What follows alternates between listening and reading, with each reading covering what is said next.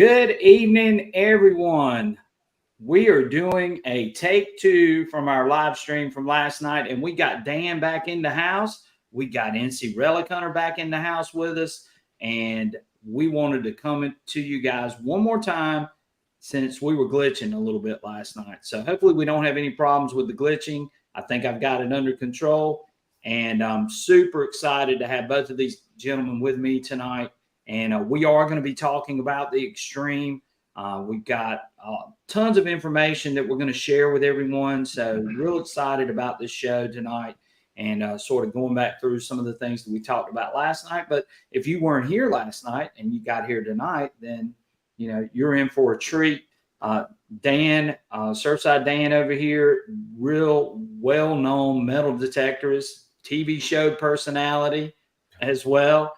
And, of course, my main man, Michael, NC Relic Hunter, super friend of mine, great detectorist, love hunting with him, and glad he could join me tonight, too, as well. So this should be a really good show, having both of these fine gentlemen with me tonight to share their knowledge and their information with you guys as well. So we're extremely excited to have both Dan and Michael here with us tonight on the show.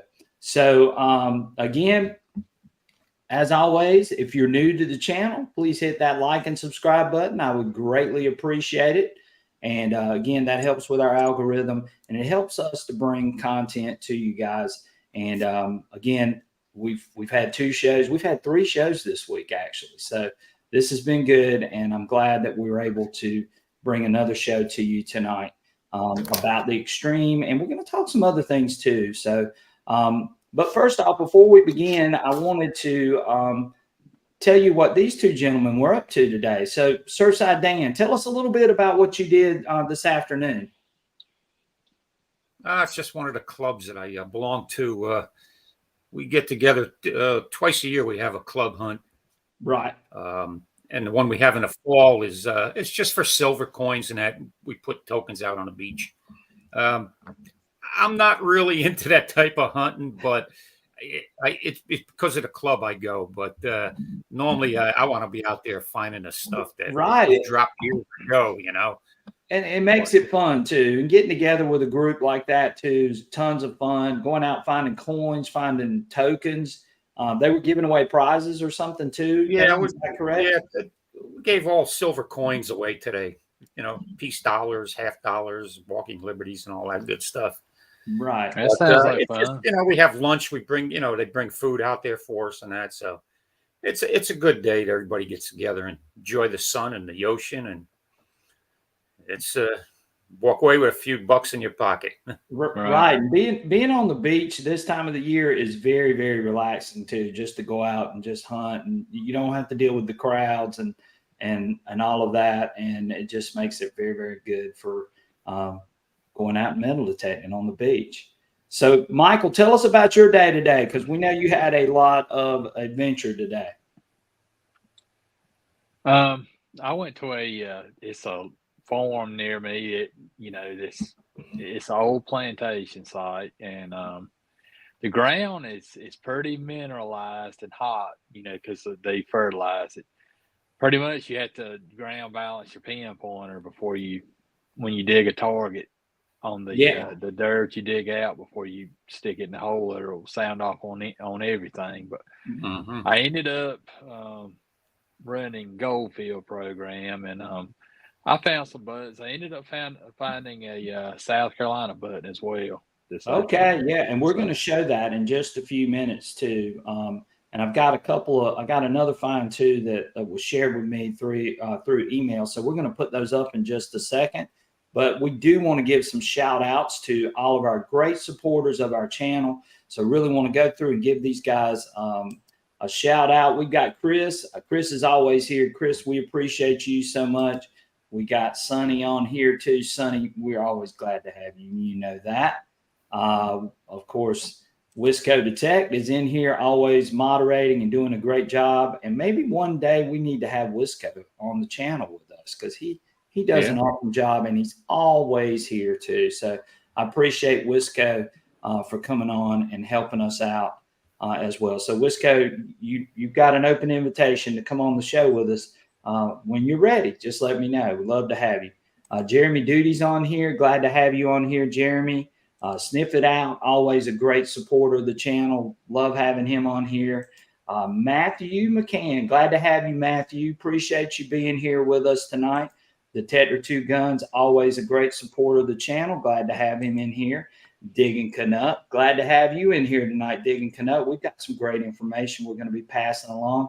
Digging Canuck has a great show, live show too. Go check her out. I believe it's on Wednesday night. But yeah, go check out Digging Canuck. Jeremy's in here. My buddy Lance, glad to have you in here, Lance. What up, Lance? Lance has been doing some world-class shooting. Have y'all seen Lance's world-class shooting video?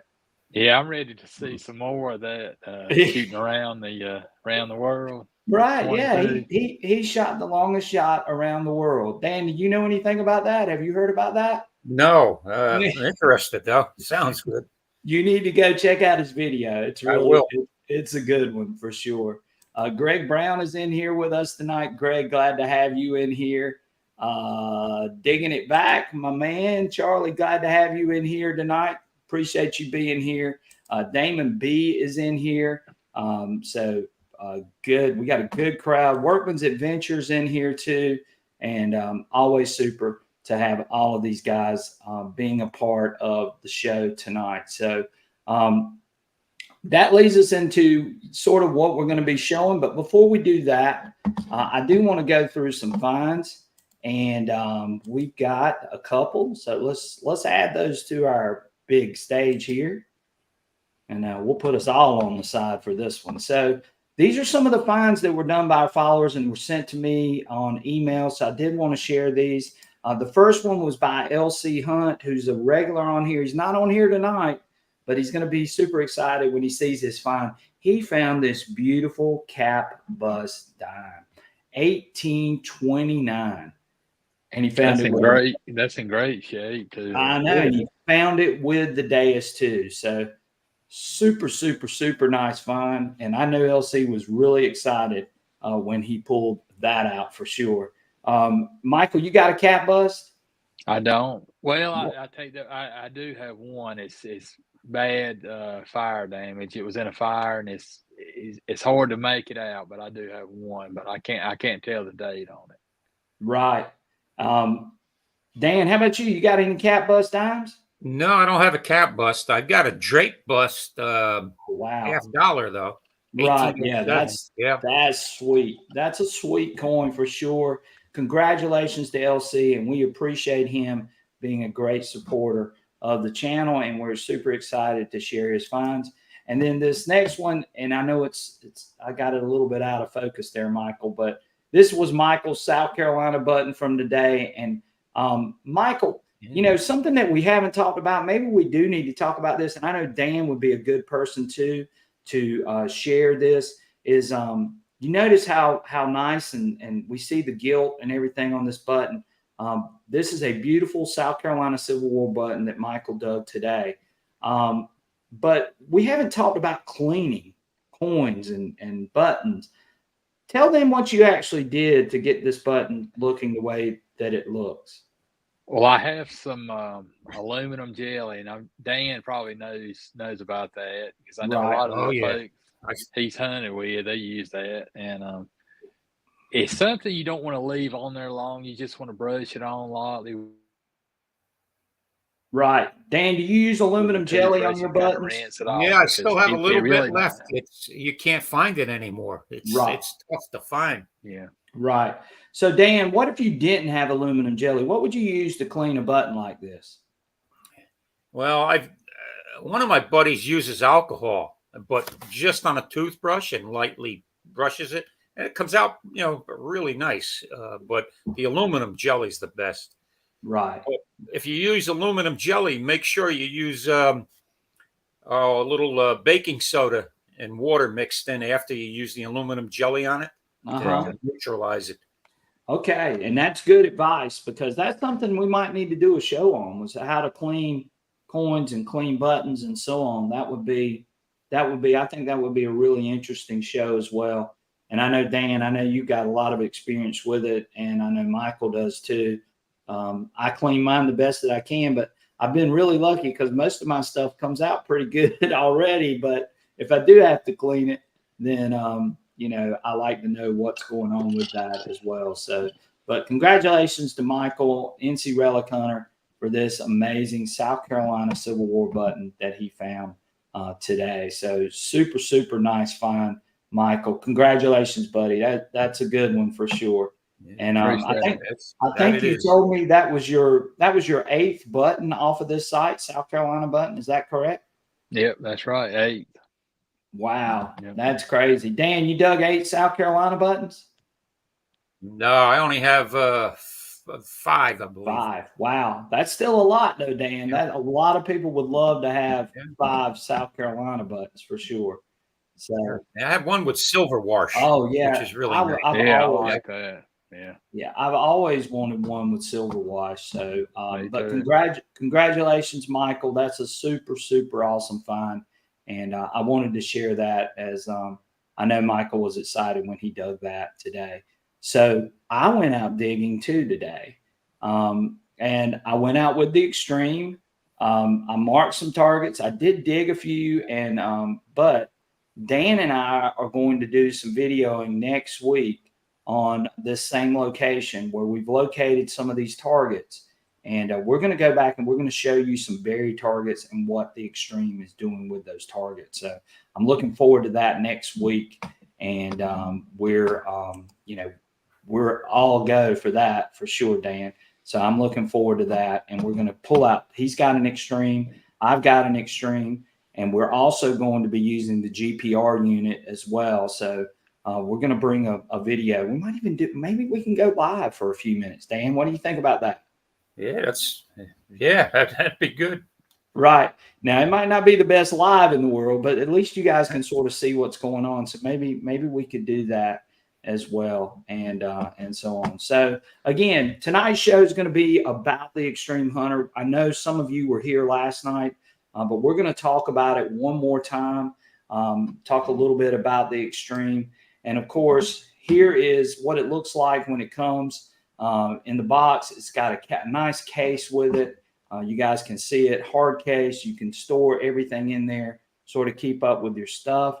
But super, super nice case to put all that stuff in and carry it with you on your next adventure. So when you open it up, of course, this is what it looks like. You can see the coils. They've got the bar that goes with it, the shaft that goes with it, and so on. So super, super nice right out of the box. And then this is what it looks like fully assembled. You'll notice it's got a horizontal coil in the front, and then it's got a vertical coil in the back. And we're going to talk a little bit about, what that actually does. And this was something too that Dan and I discussed earlier today, was about the coils and being able to pinpoint where some of those targets are. So, Dan, anything special that anyone would need to know about the assembly of this that you can think of? No, it's just following instructions. It's really easy to assemble it. Right, and it's not hard to put together. It's just a couple of bolts, and you just fasten on the coils. You hook up the cable for the coil, and then of course make sure that whenever you get your remote out and your headphones out, make sure that it is updated to version 2.0 whenever you do that. So that way, when you go out in the field, you're not freaking out. Which I didn't update my headphones and didn't realize that I hadn't updated my headphones today, Dan. So I had to walk around without the headphones today. Did you guys use headphones on it when y'all used it for the first time? Actually, I didn't use headphones when I was using it, and I had no problem, listening to the sounds or, and visually looking at it. Also told you what you had down there. Right. So and the weight of this thing is 6.4 pounds. And I carried it around today with no problem. I carried it in my right arm, and eventually I switched over to my left arm just to see if it made any difference. Dan, did you try switching around with both arms just to see? Oh yeah. Okay. I didn't have any problem at all. No effect at all. Well, and the other thing too that I would strongly suggest for any of you guys that are thinking about getting one of these things, make sure that you're not using your cell phone at that point. You can't have like metal shoes or or anything with metal in your boots, brass grommets, any of that kind of stuff on your boots. You want to wear rubber tennis shoes, and again, no cell phones, any of that kind of stuff that would cause interference with the machine, as it is a very sensitive machine. I walked by it with my shovel, and I was probably 5, 6 feet away from it, and I heard that thing go off. Did you find the same thing, Dan? If you buy a shovel, but like I said, I didn't have any problem. My buddy wore sneakers and that had no metal on them. Went over at Target, and then I took, and I had my cell phone on and my belt buckle, and I got the same target, no interference. Right. You said it was handled the EMI in the area where you are at today really well, right? Right, it did. And I went right by the street, Dan, and it did. Mhm. It handled the EMI really good.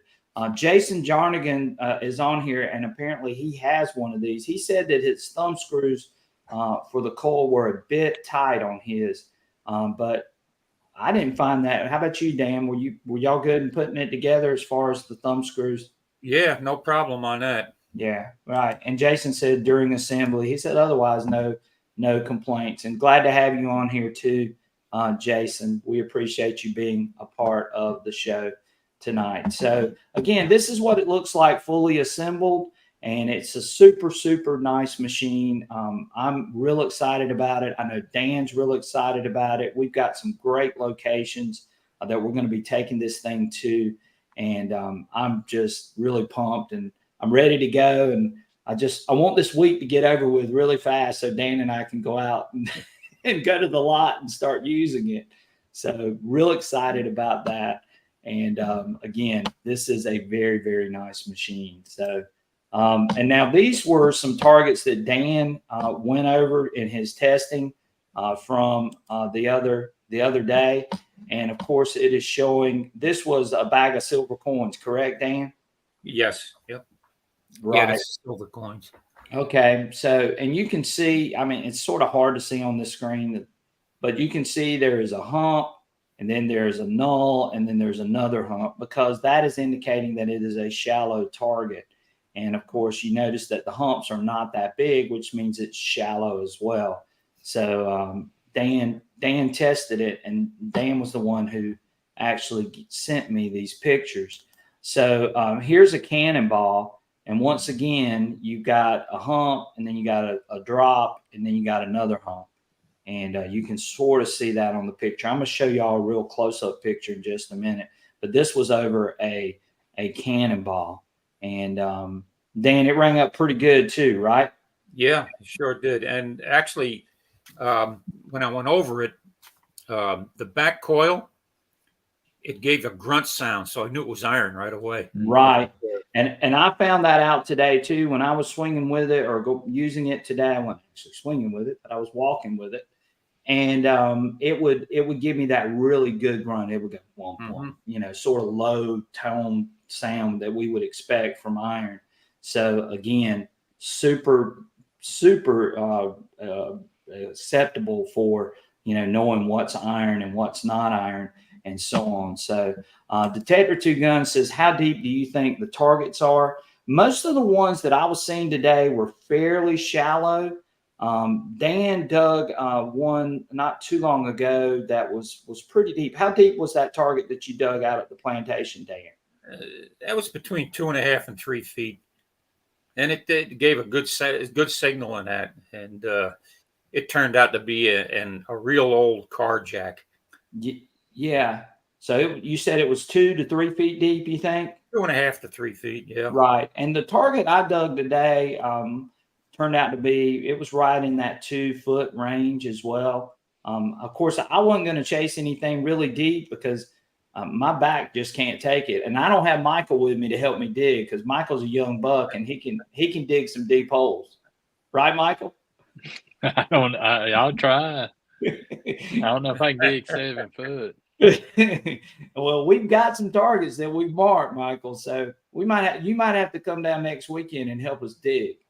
Well, looking at some of those targets, I would think it could find a belt plate pretty easy because a lot of those targets it looks like he tested were pretty similar in size. Yeah, they were. They were for sure. We So we plan we plan on doing that next week, Mike. I'm going to bring a belt plate down, a U.S. belt plate, and another cannonball, yeah. Confederate cannonball that I found. Yeah, so That'll be good. we're going to check some of these sizes of targets, and that way we can sort of get a general idea about what it's actually doing and showing. Right. And again, Dan and I have talked about this. There's not a lot of people that are sharing this information right now about this machine. So we're bringing y'all stuff that you're just not seeing anywhere else, and we're glad to share the information. There's not a ton of people that have these things either. So Right. we're super excited to bring this information, talk about this machine, and if you are thinking about purchasing it, then you don't go into it sort of blind, and you've got a good idea about what's going on with this machine. So we're here to offer as much information as we can and to try to help people out as they start to get these things in. And again, it is a very super nice machine, very sensitive too. I'll tell you that. So you really, be mindful of that, especially with a cell phone and some of the other things too. So I'm looking at some comments here. Whites and Fisher both made a 2-box deep seekers, but they were not multi-frequency, right? And that's the main selling thing with this machine. And somebody left me a comment on my YouTube channel last night, and they said, "Oh, this is a copy of the Garrett. This is just like the Garrett machine of years past."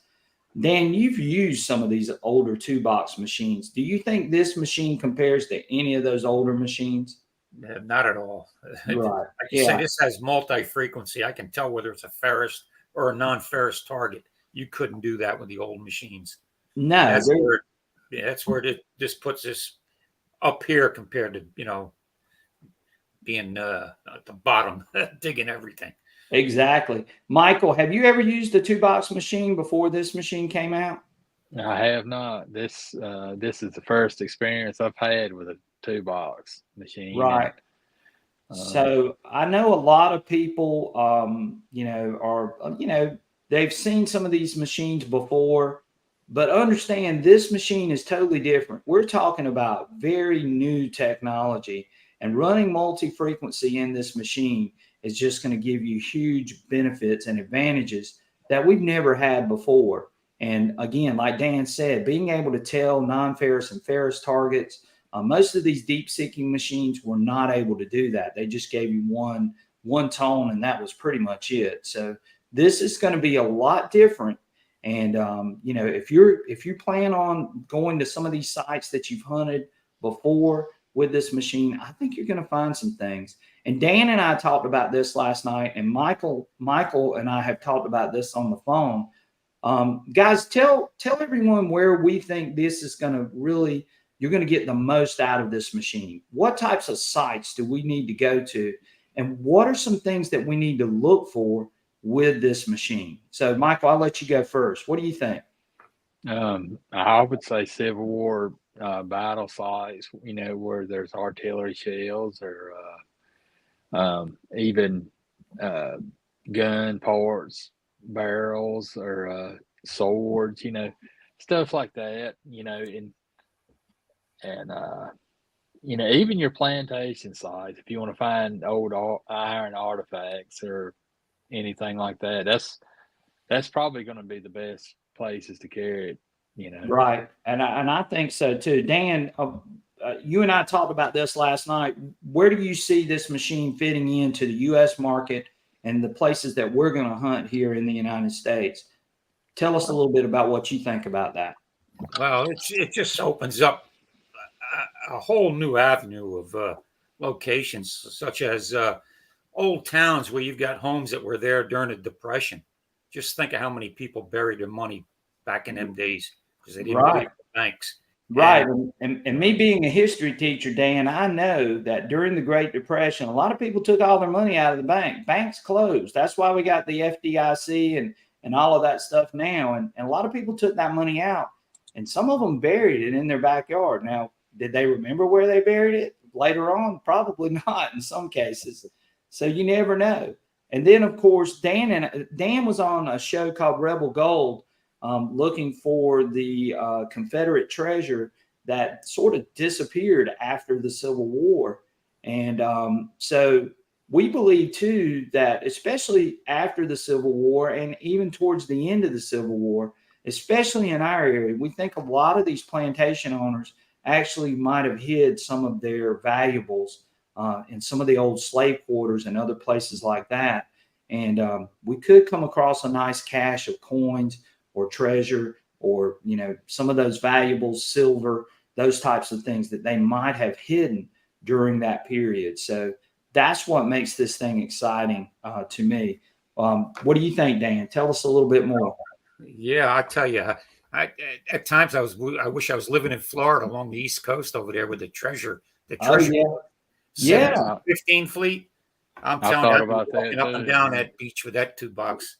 Oh yeah, that would be really cool to go down there and go on the Treasure Coast and go down that beach. And who knows, could there be some treasure hidden on those beaches down there in Florida? So We know that would one thing we definitely hadn't be. talked about. There's also a commercial market for that too. Some folks may use this on as far as their jobs is finding old pipes, buried pipes, or Right. lines. We hadn't really talked about that, but Yeah. Well, they it even does. XP even markets it like that, or marketing that like it, as they're trying to show that you can use this thing for not only archaeological research, but it can be used, like you just said, looking for power lines, looking for you look for old graves too, possibly if there were metal in it. You could look for pipes, cables, those types of things too. So they're marketing it in that way as well. So Right. XP is definitely making sure that they do that along the lines as well. So Carol's on here, and Carol was the one who left me this comment last night. She said that Garrett also made a 2 box, but it wasn't multi-frequency, and that's what we just talked about. This machine is a lot different from those Garrett machines of old, the old 2 box machines and the White's 2 box machines, and that you've got multi-frequency for the first time. It's a lot faster too. You can adjust the reactivity even in these really trashy sites. I was on probably one of the most trashiest sites as far as iron goes of any place that you could possibly hunt today with the XTREM, and I did not have a problem with any of those nails. Dan, I think you saw the same thing too, right? Yep, absolutely. Same thing. Right. And Right. digging Canuck had a question. It says, does a buddy hold your shovel as it's so sensitive as you walk along? And that's probably a good idea. Either Right. have Well, I somebody didn't. hold it, or just Right. stick your shovel in the ground and go back and get it if you have to dig. Right. I didn't carry my shovel with me while I was walking with it. Right. I sort of left my shovel alone, and then when I got over something, I marked it, and then I went back and then I dug with the machine off and away from me when I was doing that. So that's pretty much how I do it as well. So very good question, Digging Canuck. Thank you for being here and the great question. Detector Two Guns says, how deep do you think it can detect? Well, according to XP, 16 feet, Detector Two Guns. Now, I'm not a big, strong buck like Michael up there, and but I don't know that I really want to dig 16 feet. Right. How about you, Dan? You want to dig 16 feet? Not without a backhoe. Right. Detector Two Guns says that's good depth. It is. And I would say that 16 foot would be on a fairly large target. Yes, it would have. I would think it would have to be, and we're going to talk about that in just a minute too, as we're going through this. Detector Two Guns says that's why I have grandkids to do his digging. Right. Yeah. And I agree with him. I know I totally agree with him. So I had someone come and offer me up their child to help me dig today if I was going to try to dig something deep. So, but yeah, I totally get that. Greeny Meanie's on here. Glad to have you on here, Greeny Meanie. He says, I know a guy that used to bury his coins in jars and forgot the location of a few of the spots, mostly silver dollars. So there we go, Dan. Yeah, we're ready. Yeah, we're That's how definitely we ready. are. Right. So Jason Jernigan wants to know, what were your IAF settings? Did you keep it off? No, I ran the IAR I ran at 3. I'm almost wondering though if I should have turned it up to 5. And I think Dan ran his at 3 as well. Right. So I think 3 generally knocks out all those nails, so you don't hear any of that. And it gets rid of those shallow iron targets as well. And trashy areas. So they said 3. I'm just going by what was in the manual. You might could run it up to 5. When I ran it off though, it was pretty loud and pretty sensitive with the IR turned off. Danny Sullen says, I have a White's 2 box and they were good at finding voids and septic tanks. Dan, did you ever use a White's 2 box machine? No, I used a Fisher. You used a Fisher. Okay. How does this compare? Can you sort of elaborate on that and sort of tell us a little bit about it? Well, the Gemini I used, the 2 box, it just gave you signal when you went over a target. You had no idea, the depth of the target or what it was, whether it was ferrous or non-ferrous. So it's how deep would that machine go, Dan? I would say I don't recall. It went deep, but I just don't recall. I used it many years ago. Right. Okay. Well, I knew that there were some of these out there before XP released this, but again, we've never seen one with multi-frequency capability, one that should be able to identify and tell us whether something is iron or not iron. So this is revolutionary, guys, what this machine is doing. And so again, this is going to be really cool, and we're real excited to be able to have these machines and be able to show you guys these machines. Detector Two Guns, or they buried their money and then died before they dug it up. Yeah, that's true too. They could have done that as well. Jason says his IAR, he says, sorry, reactivity at 1. I ran at 1, and then I went all the way up to 2 and walked around. Dan, what did y'all run your reactivity? I'll tell you the truth, I don't recall. Like I said, we were so excited just to get out there with it. We just turned that machine on and set it to 3, and off we went. Well, I believe at default it is set at 1. So from what I saw, I must have run it at 1 then, because we didn't play with it as far as that went. I turned mine up to 2 just for the simple fact that it was, I'm dealing with a carpet full of nails and that kind of stuff in a real trashy area. Doug Atkins asked, how heavy is the XTREM? 6.4 pounds is the weight of the machine. And again, it's actually pretty easy to walk around with. I mean, I walked around with it for about 3 hours today, just sort of going over the targets, analyzing it. And you can walk at a good pace too, Brian. Oh, you don't have to, creep along. You can just a steady, good walk, and it's no problem at all. Right. What were you going to say, Michael? 6 pounds or so. It sounds like a lot, but you got to remember, you're not swinging it like you are conventional. Right. Detector. You're just walking with it beside you. So it's not bad at all. It's not bad at all.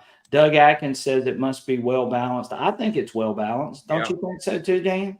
Oh yeah, definitely well balanced. Look, XP's known for making, really ergonomically sound equipment.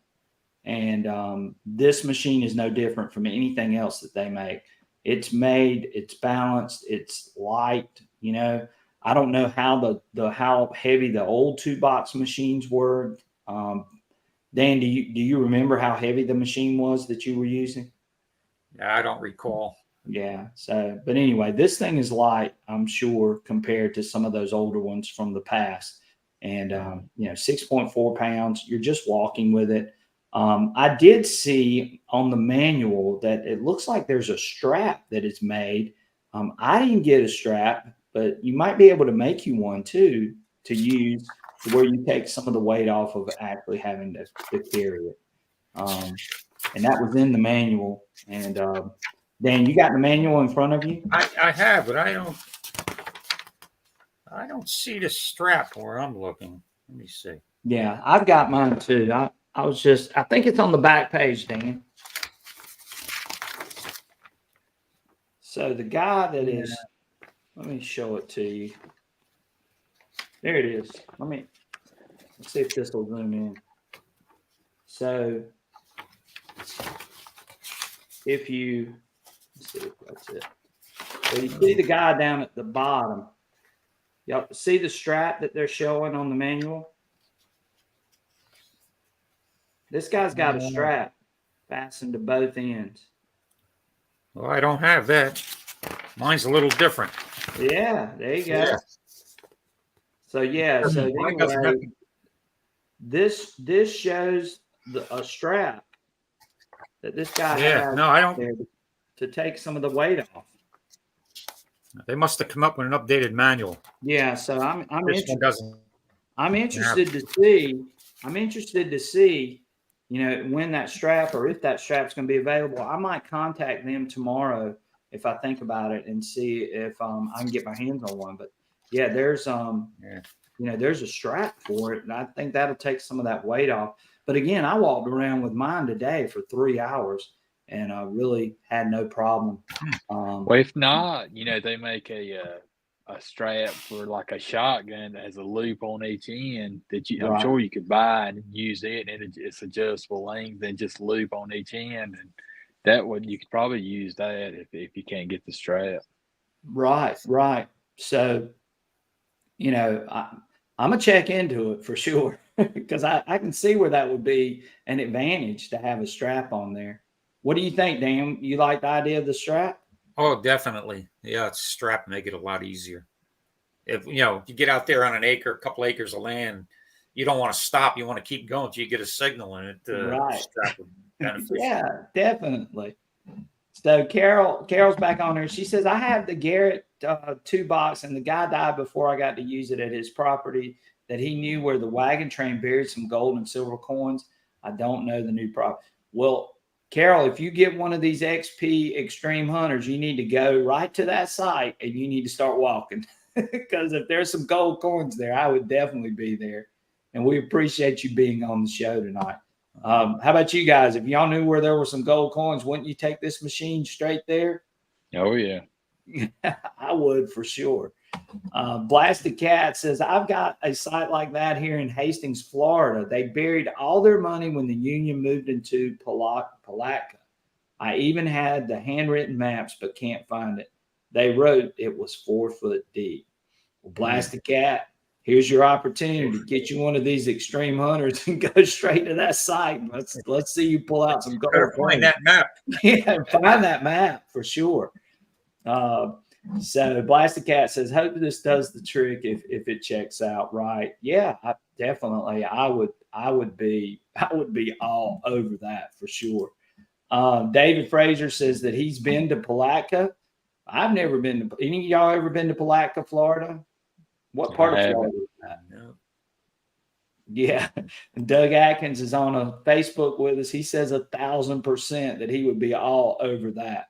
So again, yeah, I don't blame him. I'd be all over that too. Danny Sullen says, being that it discriminates, that's game changing because the white will have you digging way too much, right? So yeah, being able to discriminate is a huge advantage with this machine. So again, definitely an advantage that these machines of the past did not have. Greeny Meanie says, is there any way to size a target with the Extreme? And we're going to talk about that in just a minute.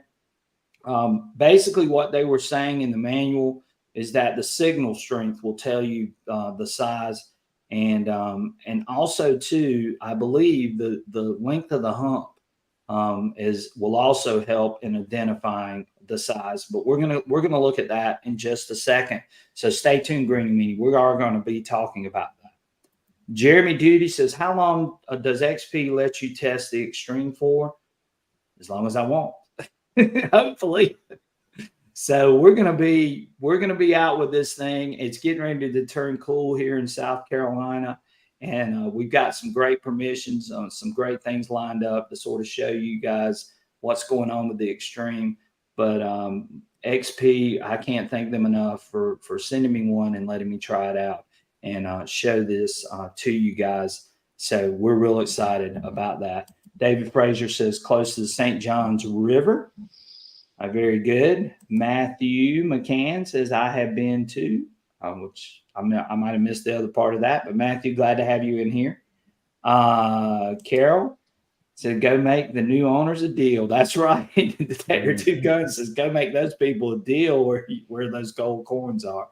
662's on here. Glad to have you, 662. Great support of the channel. We love his channel too. He does an excellent job on his videos. Check him out. He's a super, super nice guy and does a really good job.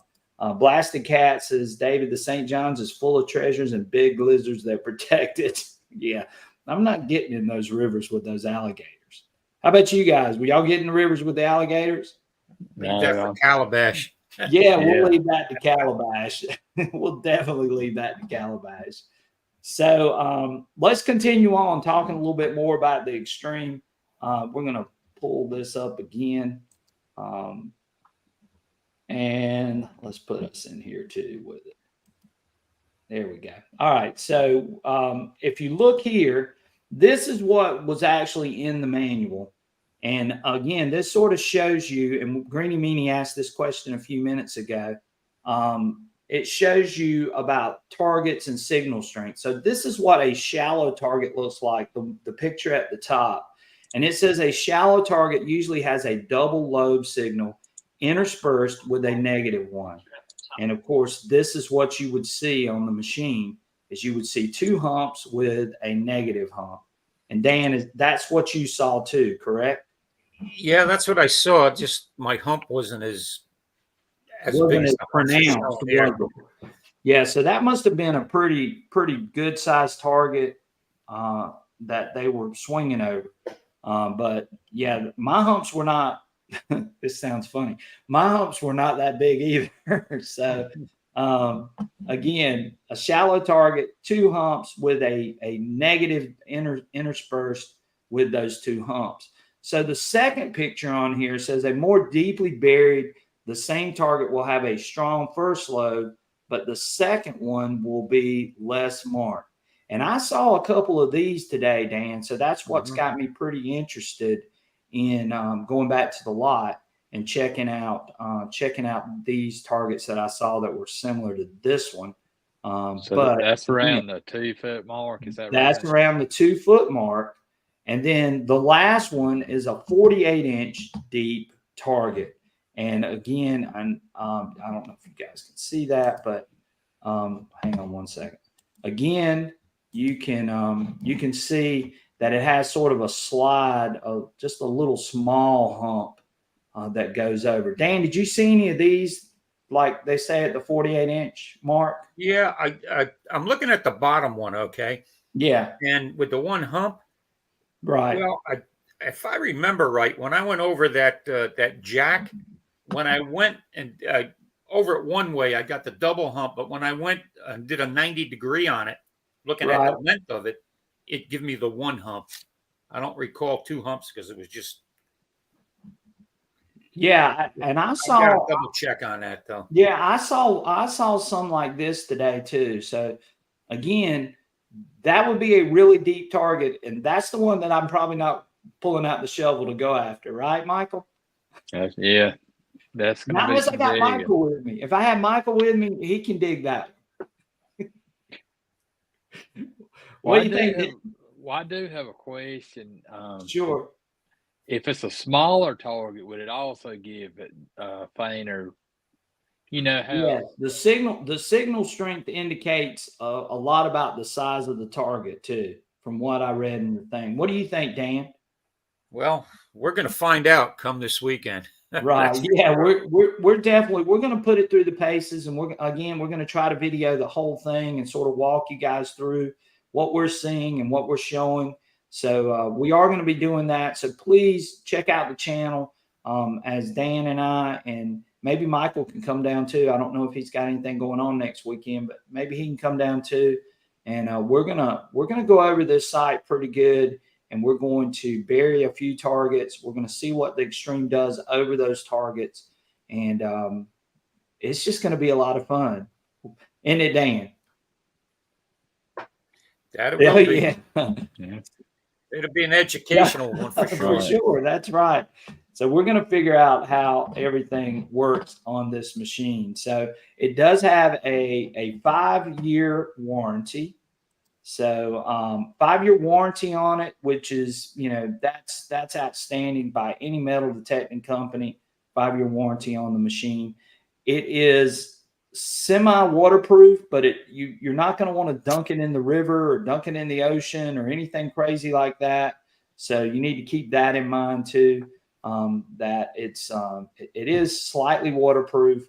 But you don't want to really get it soaking wet, I don't think. Pretty much rain proof. If you get a heavy shower on it, it's going to be fine, right? Right. It's from what I can tell, and that's what it says in the manual here, that it's not totally waterproof. Let's see what they actually said here. And it also does, and this is something too that it recommended as well, that you want to use headphones with this, especially if you're chasing really deep signals. Dan and I didn't use headphones when we've tested it so far. So you definitely want to make sure that you have a pair of headphones if you are going really deep with this machine. So, Brian, yes, sir. Mine says weather ready. It says it's waterproof.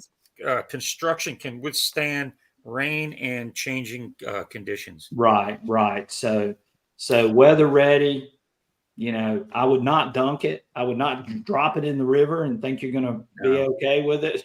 I wouldn't do any of that as well. So, Carol's still talking about the wagon train. Let's see what Carol says. Carol says the wagon train was in the 1800s and nobody else is alive that would know. Even the kids are all gone. But when I was told this, I was only 10 years old then. I'd be finding out, Carol, if there's some gold coins there. Right. And I know a lot of you saw the Kentucky hoard that was found in the middle of the farm field.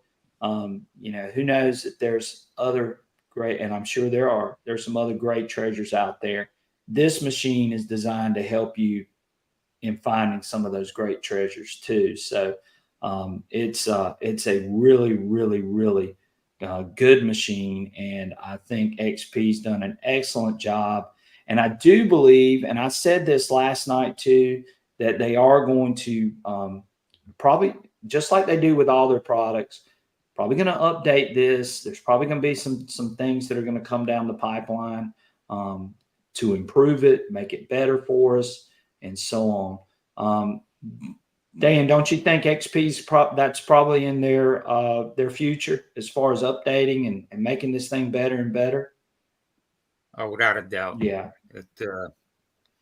Without a doubt. And I'm sure some people have some recommendations coming into them too that they'll look at. Right. One more thing too that we didn't say, which is one of the things that we probably should have talked about. So let's go back to this for just a minute here, guys. So one thing that you'll notice on this screen, the solid black indicates a non-ferrous target.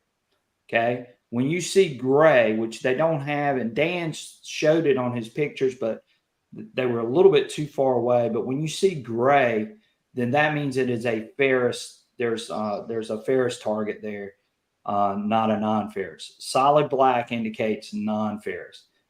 Correct, Dan? That's correct. Right. And also too, you'll get a double signal, which means you'll hear two sounds whenever you go over a shallower target. When you go over a deeper target, it's one continuous sound.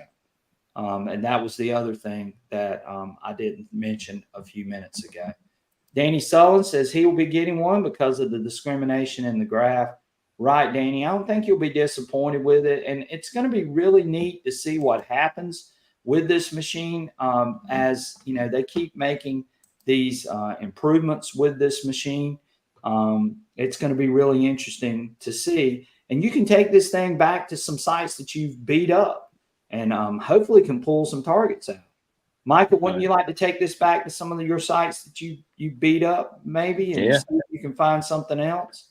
Yeah, I can think of a few sites I'd like to take it back to, you know, and try it. Yeah. Brian, just think of all those sites that are loaded with iron that you're going to be able to see through that iron with this machine. Don't have to worry about that iron. You don't have to worry about these colonial nails that we're all moaning and groaning about all the time. We don't have to worry about that. And we're going deeper than we've ever been able to go before.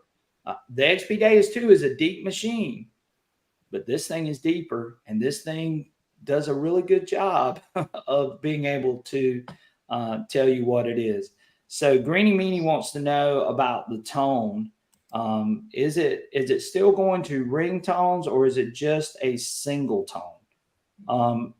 It's mainly a single tone, but you got to rely on the graph and the other things to help you as far as identifying. Now, if it's iron, then it makes that low hum grunt that we're used to. Right, Dan? Yeah, but that's as you pass over it when the second coil, the back coil hits it. Right.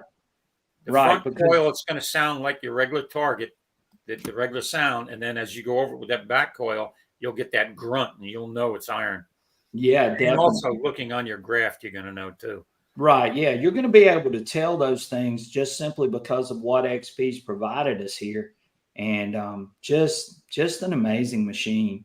And I am so excited and so pumped to take it back to some of these sites that I've been on, just like Dan said, that are, you know, really loaded with iron. I dealt with colonial nails. We know that there are old plantation sites or old home sites, colonial home sites. And Michael's got a bunch up in his area, so I'm hoping maybe I can take it up there. But Michael's dirt's really hard. So I don't, what do you think, Michael? You think we could dig through the dirt with this thing in your area? We're going to need some rain. What we do is we bring your son along for that dig. How about that? Yeah, we need to. We say get to it, have fun. So, go ahead, Dan. Yeah, I was just going to say that I'm going to be bringing some really hot dirt with me next week. Yeah, that's right. Dan and I talked about this last night. For those of you that tuned in last night and you weren't getting interrupted by the constant freezing, Dan has some hot dirt. So we're going to try to test it out on mineralized soil. And of course, digging in Virginia is going on right now, Dan. Have you ever been to digging in Virginia? No, I haven't been to digging in Virginia. Okay. So anyway, the soil in this area is really hot. Dan has some of that exact same soil, and we're going to actually use that soil, and we're going to take the extreme over it. And we're going to see what it does with mineralized soil, as I know some of you have that same type of hot dirt.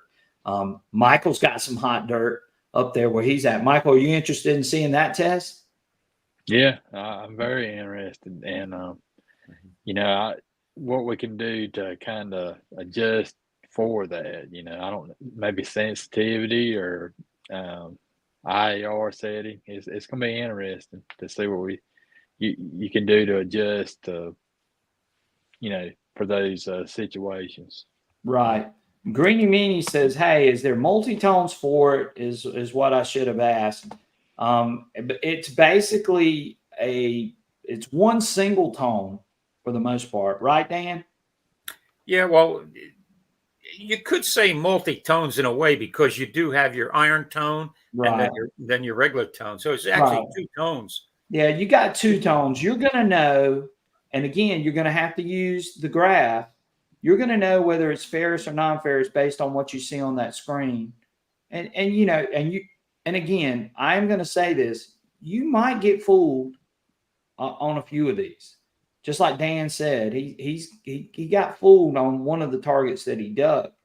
But again, you're going to have to rely on the screen, and you're going to have to rely on the information and the feedback that you're hearing as well, as far as depth and as far as size of target and that kind of stuff. So you're still using your ears, but you're also using your eyes too, by looking at the graph and the chart that's being shown on that screen. Wouldn't you say that, Dan?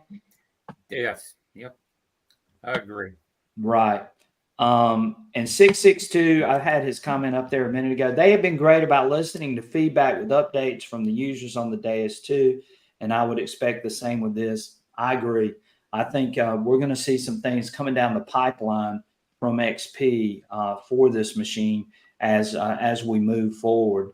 And XP is just awesome about, listening to what we're talking about. Detector 2 Gun says XP all the way. And we all totally agree with you here, Detector 2 Guns. Carol Rice says, is there a threshold tone? There is. In fact, when you cut it on, you're going to hear that threshold. You can turn it up. You can, I think it even says, Dan, I believe in the manual, I think it said you could run it at 1 or 2. It suggests. So But you said y'all didn't run the threshold, did you? we didn't run the threshold. Right. So Detector 2 Gun says, so the question is, do you want 1 hump or 2? Well, you want 2 with this machine, because that means it's shallow, right, Dan? Yeah, right. Exactly. Michael, you want 2 humps or 1 hump? I'll take 2. Yeah, I'll take 2 too. Again, if you see that 1 hump, you're probably going to start shaking your head a little bit. Should I chase it? I'll take the 2 humps that are black. Two humps that are black in color. Right. Yeah. There you go. Definitely. So I'm definitely looking for the 2 humps, and I'm looking for shallow targets. Unless I got a backhoe, which Dan and I are hopefully going to have access to one of his properties, and they do have. Y'all got a backhoe, right, Dan? Yeah, I have a backhoe down there. So, Yeah. yeah, if we get on something there, then we are going to drag out the backhoe if it's deep. But when I'm out in my area, I don't have access to a backhoe, so I'm looking for the 2 humps. And Michael's going to be looking for 2 humps with me, right, Michael? That's right. That's right. So, what else, guys? What else can we cover as far as the extreme? Anything else? Dan, did I leave anything out? Yeah, you got to tell them about charging the coils. Oh, yes. There's only definitely. 1 coil to charge, even though it has 2 coils. Right. So it has 2 coils. When you go to charge it, it comes with a USB-C charger. You plug it in. You're going to see a solid orange light that's going to come on. So we're used to seeing the white on our regular coil, but you're going to see a solid orange light come on. And then when it is fully charged, it will blink just like it does with our coils, with the regular coils. So it's going to blink, and you'll see it blinking, and you'll know that it's fully charged. Remember, you got to be updated to 2.0, and not only update your remote, but you got to also update your headphones if you plan on using this machine. So again, I made the mistake of not updating my headphones, forgot, and went out there today, and I wasn't able to use the headphones. But it's still plenty loud enough. You can still walk around with it. You maybe won't hear some of the fainter targets. But I was able to hear a good many of those targets with no problem at all. And I turned the volume all the way up on it. And of course, the speaker on the dais too, it's pretty loud too. When you say, guys, the speaker on the dais too is pretty loud on that remote. Oh, yeah. You should be able to hear it fine. Mm-hmm. Right. So 662. So we need a Root Slayer mini excavator to go with it, right? And you guys know I love my Root Slayer. Michael's seen me carrying around that. I call it the Excalibur. That thing will cut through anything. It's heavy. It is a heavy shovel, but it's a great shovel. It'll cut through all kinds of stuff. But 662, thank you for the comment. Greeny Meanie says, during your test, try jar coins and see if you can hear a difference on silver. And Dan did try that with a bag of silver coins. Dan, how did it sound to you? Could you tell any variation in the tone with it being silver? No. No. It just We ran silver, we ran gold, and we ran iron. And iron, you could tell by the grunt, but Right. silver and gold was the same sound. Right. Yeah. And yeah, we're gonna, and Dan, if you can bring I can bring some silver coins. We can put them into a jar or something like that, bury them, and then see what we can find with that. Hmm. So, but again, you're going to have to rely on what the signal strength is on a lot of these to be able to tell size and depth. And then you're also going to have to rely on what you're seeing on the screen as well. So, if you do those things, I think you're going to be fine with it. But again, it's really a two-tone machine. And those of you that run two tones on the XP Deus 2 should be, fairly familiar with that. You're gonna hear the iron. I heard the iron today, and it's a whomp whomp like that. I mean, you'll know it when you get over it, right, Dan? Oh, definitely. Right. And Detector Two Gun says all this info will be on the RC. Yes, sir. It sure will. It will be on the remote. And I just showed. Well, you just saw the pictures, but the pictures were from the remote. So yeah, you look for those things on the remote, and it should be really good. And you have to use the remote. You can't use the WS6 because it doesn't have the graph on it. No, you cannot use the WS6 with this. You got to have the regular RC to go with that. And Carol's my girl. She's got it going. I drag my root slayer. I don't carry it, and it will leave me a little line so I know where I've been. Right, that root slayer is pretty heavy shovel, definitely. So again, yeah, it's a heavy shovel, but it is the best shovel, especially when you get in those types of situations where you need to cut through a bunch of roots, and it works really really well. And again, um, if you are looking for a root slayer, I do have an Amazon affiliate store, by the way. We'll throw that up real quick. I do get paid commission on any items bought off of the Amazon store. But if you're looking for a root slayer, you're looking for accessories for your Deus 2, you're looking for a metal detector, go check out my Amazon affiliate store. It's at Southern Relic Adventures. It's www.amazon.com /shop Southern Relic Adventure. So go check it out. If you're looking for something, I would greatly appreciate it. Those profits go straight back into the channel and the purchase of equipment and things that we use on our adventures. So go check it out. And I think you'll find a lot of stuff over there. It's all the stuff that I use. And like I said, I can highly recommend anything that is on that Amazon affiliate store. So glad to share that with you.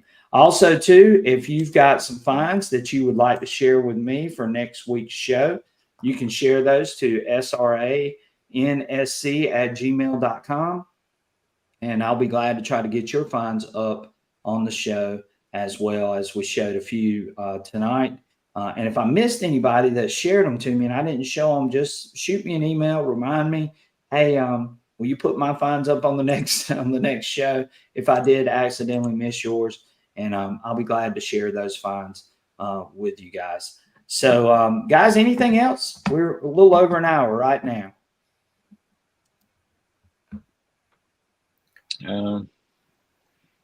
Until we test it further, I guess that's pretty much it. All I can think of. Right, Dan. What did it have? Anything else we need to talk about with the Extreme? No, just wondering though if your audience out there they have any special type of tests that they want us to try to run with it. Very good. So, guys, if you've got a test that you would like to see us do, we can do that, and share it with us in the comments. And Dan and I and Michael and I are looking at those comments, and we will try to show those things with the Extreme. So if you've got those types of things, then we'll be glad to do that as well. And again, hit the like button. I would greatly appreciate it. What else, Michael? Well, 662 said so a jar of silver coins will sound just like a beer can. So maybe we can take a beer can and a bag of silver coins and see if we can kind of see a difference there. Well, You know, and again, guys, right? I mean, Calabash and I actually talked about this. What if it's an aluminum hubcap? Dan, have you thought about that? Yeah, Anything that shows non-ferrous, I'm digging. I'm digging it. Right. Well, most of the locations that we're going on are sites that we know that have a lot of history behind them. And it's not going to be a site that's got a lot of modern trash. Even though Dan dug a jack, but that plantation was occupied for a while. So most of these places, you're not going to experience, a lot of modern trash. Most of the stuff is going to be from the 1800s in most cases. You might occasionally get something like that, but most of the sites that we know that we're going to, we are probably not going to see a lot of modern stuff coming out of right. there. And a beer can most time it's going to be a foot or less, unless it's a trash pit. But Right. most of the time, it's not going to be 2 foot plus. Yeah. And again, is that beer can crushed? Is it just a piece of a beer can and so on? Right. That'll be something that we're going to just have to try to work through and see what's going to happen with that as well. So again, Danny Sullivan says, I have a root slayer, and after a day hunt, I'm dragging it back to the truck, put the silver coins in the metal box, and test it. Right? Okay, we will. We're gonna try to test it. I don't. Dan, you got a metal box? I'll have to look. I don't know. I'll have to double check. Right.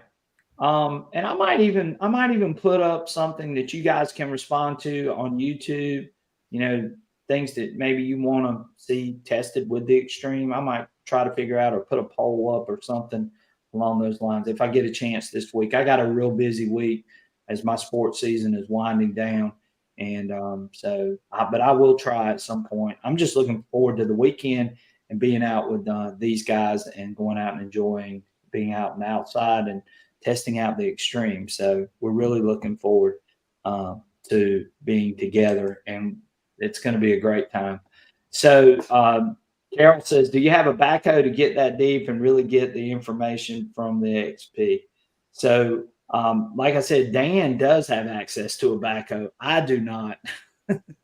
And Michael doesn't either. So we're going to be real selective as far as what we dig, and we're going to be looking for those shallower targets based on what we're seeing on the screen. So that's going to be what we're going to be looking for when we go out with this, because again, we don't want to dig 8-9 feet down.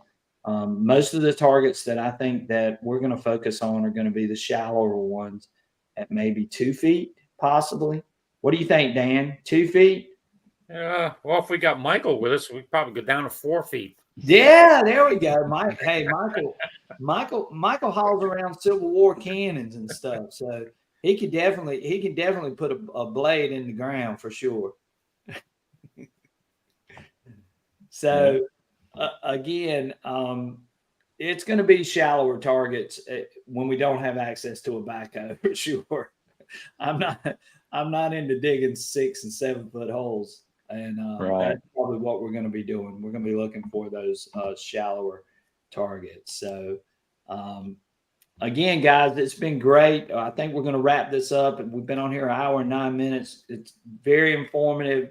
Again, we're bringing you guys information and things that you're not seeing on some other channels. So please hit that like button.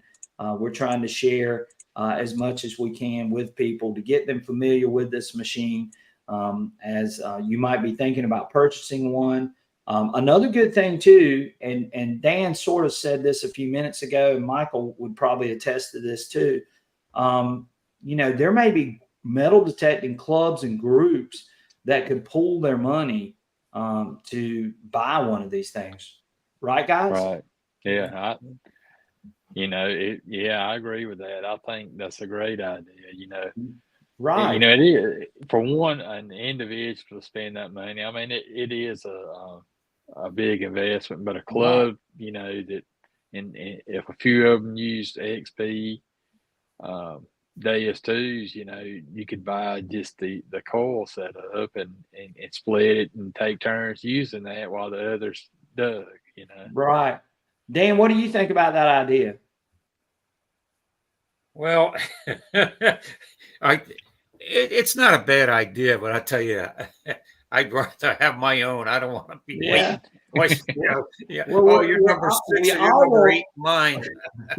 We all want our own for sure, but if it's a financial investment, it's a commitment, and it's a good bit of money, to just slap down. Of course, we've got the Manicore, we've got the Deus 2, we've got the pulse induction machines that are all in this same price range.